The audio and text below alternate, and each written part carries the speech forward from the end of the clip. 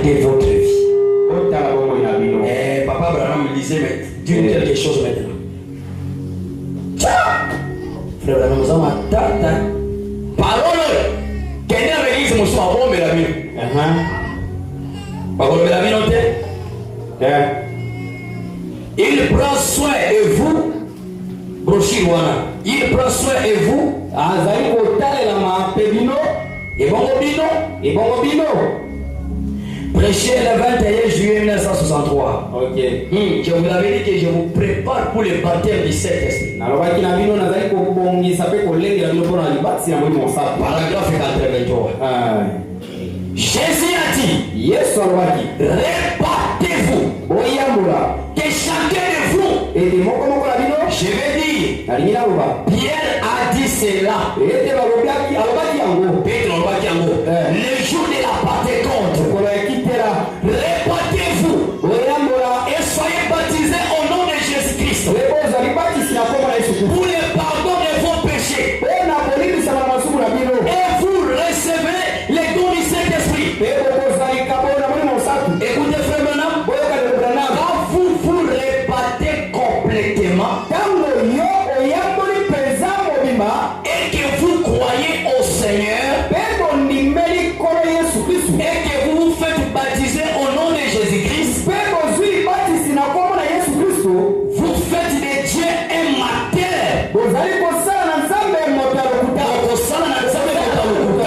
Si vous ne recevez pas le Saint-Esprit,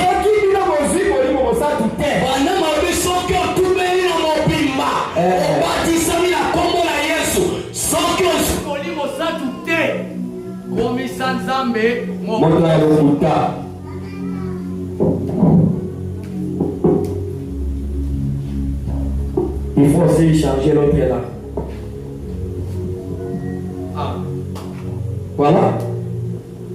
Soyez prêts tellement.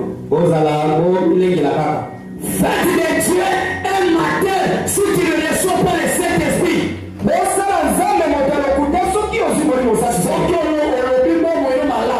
Ce que je Saint-Esprit imagité, comme ça passer mon locuta, n'ensemble les peu motéa, locuta. Voici ce que Jésus a dit. La dernière commission à son église. Voici les miracles qui accompagneront ceux qui auront crié. Ils imposeront les morts malades. Et les malades seront guéris. Frère Branham dit, si vous voyez ces signes accompagnez un croyant venez et croyez.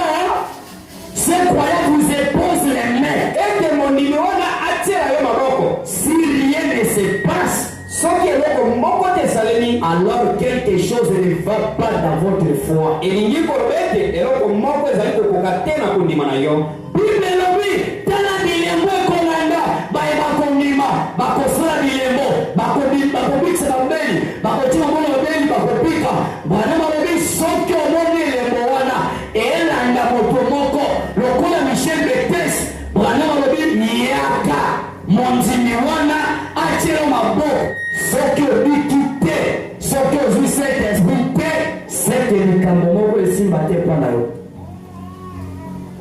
Parce que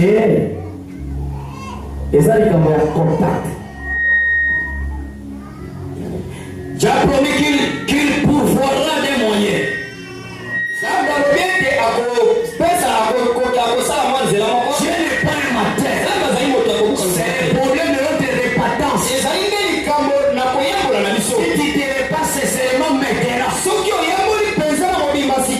vas recevoir même pendant que je prêche ici. Parce que il est le Dieu de sa parole. Amen, amen, amen. Amen, amen, amen. Amen. Amen. On dit que l'échec de Moïse.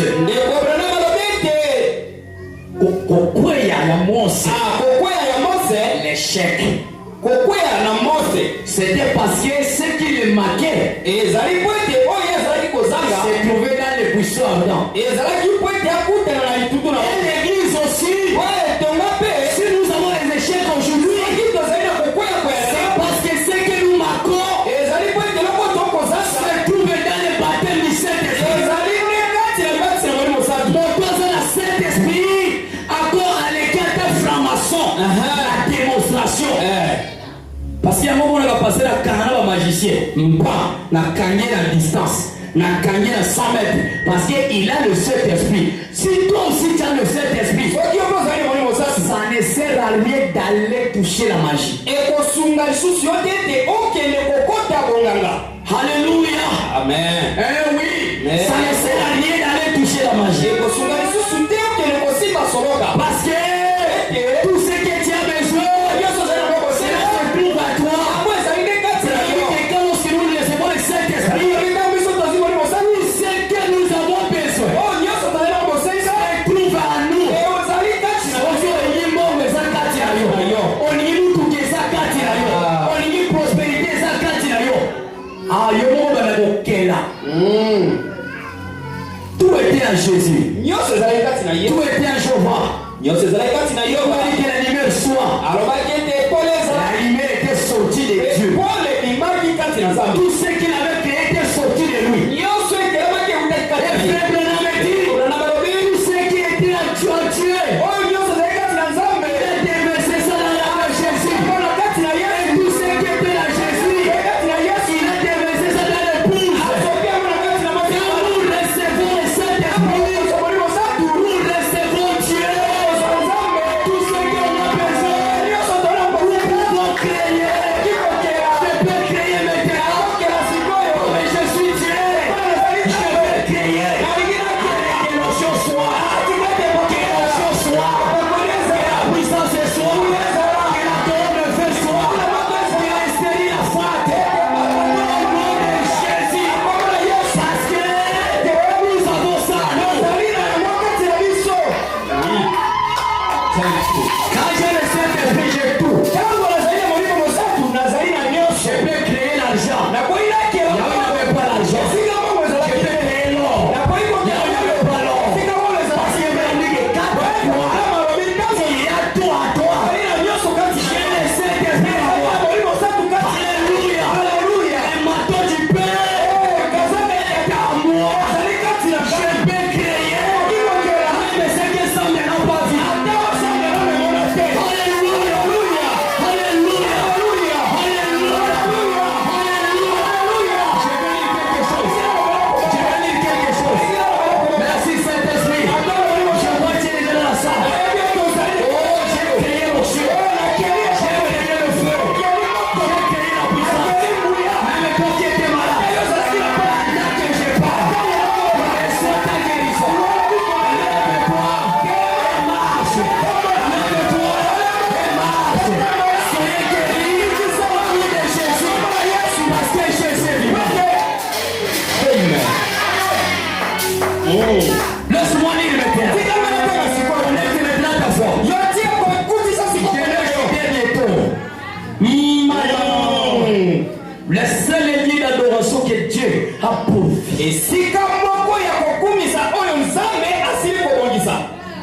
Prêché le 28 novembre 65. Au paragraphe B. Et c'est là où Jésus, qu'est-ce qui va arriver maintenant? Je pressens quelque chose.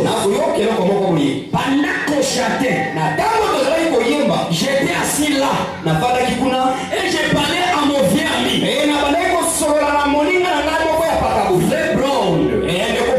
Il a dit, frère Branham, juste hier, depuis l'objet, je ne comprends pas du tout ce dont vous parliez. Peut-être de toi aussi. Pendant que je parle, je ne comprends pas ce que je parle.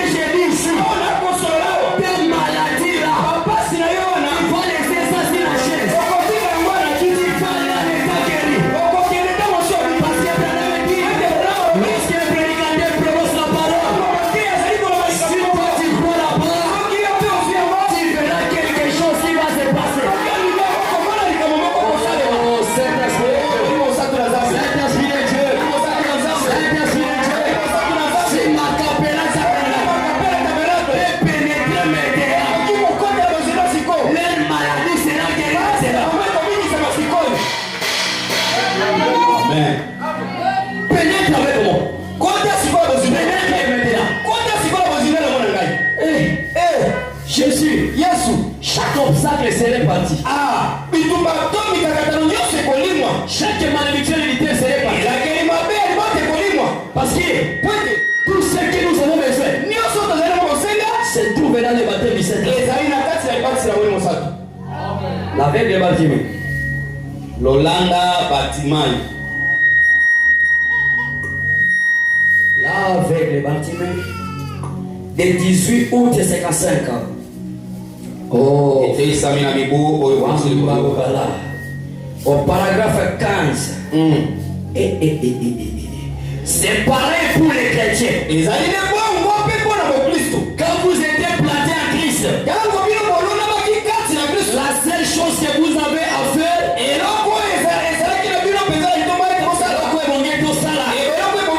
c'est de vous mettre à brevet.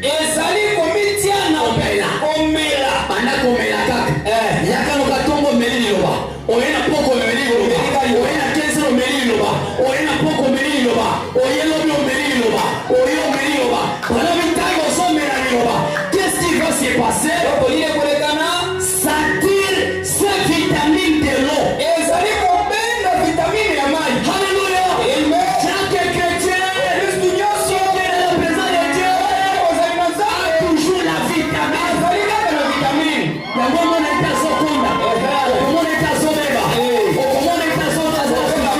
Parce que vitamine la parole. Amen. Et les chrétiens tirent ces vitamines dans la parole de Dieu. Alors brevez.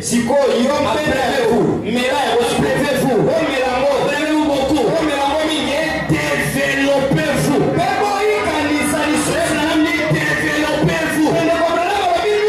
Pendant que je parle, développe-toi. S'il y avait l'arrêt cardiaque, s'il y avait l'estomac, pendant que je parle, développe-toi. L'énergie de ton corps, au nom de Jésus. Pendant que tu vois la parole, ta vie se développe au nom de Jésus. Tes amis se développent au nom de Jésus. Jésus. Développez-vous. Produisez le salut. Produisez le Saint-Esprit. Je veux que cette église produise les réveils. Produise le Saint-Esprit. Produise l'onction. Alléluia. Produisez le Saint-Esprit. Et continuez à produire jusqu'à ce que les bras expropriés soient redressés. Pendant que je parle, tous les prédicateurs, que cette puissance-là est en vous. C'est sur le plateau. Avec l'exproprié marche. Que cette puissance-là entre en toi.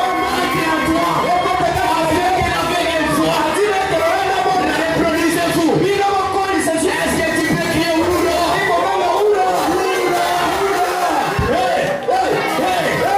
Reproduisons-nous. Reproduisons-nous. Reproduisons-nous.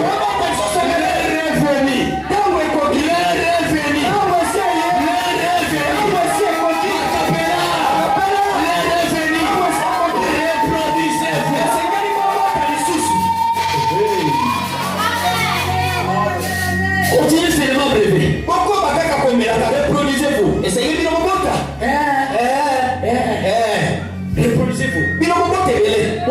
Mfuluka. Uyaone kote kazi ya Mungu. Tuma kesel fulana tamu sai koka. Tuma kesel fulana bonde laki. Avec la mort. Reproduisez-vous. Je vais attendre quelqu'un dire que c'est possible. Est-ce que c'est possible? Nous sommes comme la dimension. Attention qui a voyagé.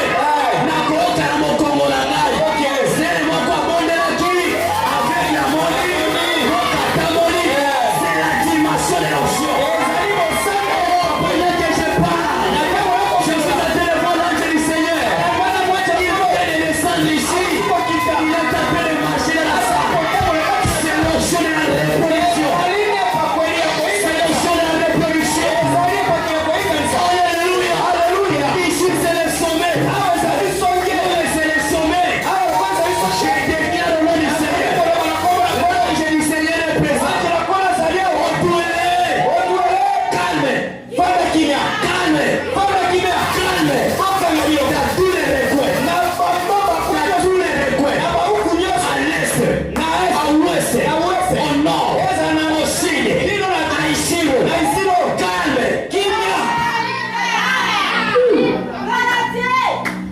Est-ce que vous étiez ici? Quand nous étions en train de prier, on avait fait 3 jours de prière.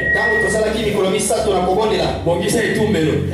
Priez pour la liberté. On a fait juste 3 jours. Il y avait des brigands qui étaient entrés ici. Des brigands qui étaient entrés ici. Lorsqu'ils sont entrés, tout le monde est mal à l'aise. Les autres vont même à fouiller. J'ai dit, j'étais au chantier. Je suis venu ici. J'ai dit, nous allons faire 3 jours devant les trônes. Nous allons combattre pour notre famille. Et nous allons combattre pour Zambia. Le même Dieu a échangé les calendriers. C'est quoi encore les trônes? C'est quoi les trônes? Fait que Dieu change encore les catalogues. On a fait premier jour, deuxième jour, arrivé à 12h, la 3e jour. Dieu est descendu. Il m'a dit, mon serviteur, tout ce que tu diras, je vais le faire.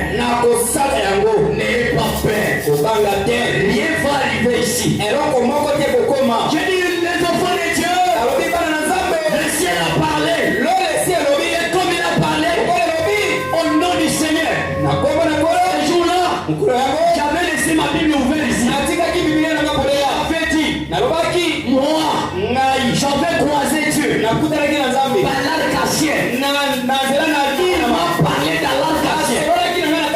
S'il est le même Dieu, il m'avait donné la commission qu'il arrête ces hémorragies. Et vous ferez des choses. Vous ferez des choses. Il est descendu. Il a fait des choses. Nous étions. Il y avait des colons même qui tuaient les gens. Mais on les a attrapés tous. Alors si ça se passe d'abord ici au sommet, qui verra là-bas en bas de la colline? Je vous dis au nom du Seigneur. Je vous dis au nom du Seigneur. Est-ce que ici c'est tout dans la parole d'Ituri? Ici c'est Ituri. C'est Ituri. C'est Chopo. C'est Maïndome.